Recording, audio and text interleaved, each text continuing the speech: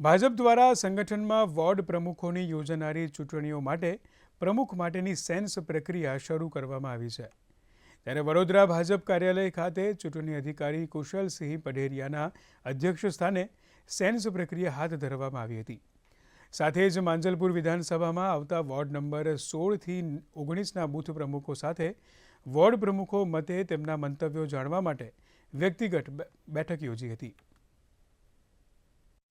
ની રજૂઆતો થશે અને એના આધારે વોર્ડના પ્રમુખની વરણી કરવામાં આવશે। માર્ગદર્શનમાં તો અત્યારે બૂથના પ્રમુખોને આવનાર દિવસોમાં પાર્ટીમાં કઈ રીતે કામગીરી કરવી અને જે બૂથ લેવલના જે કાર્યક્રમો પાર્ટી આપતી હોય છે એ દરેક કાર્યક્રમો દરેક બૂથની અંદર થાય એના માટેની કામગીરી કરતા હોય। અમારે દરેક વોર્ડની અંદરથી 35 થી 40 એવરેજ આવે છે, જે અમારે નિયમ મુજબ 50% ઉપર હોય એમને સાંભળી અને વોર્ડની રચના કરવામાં આવતી।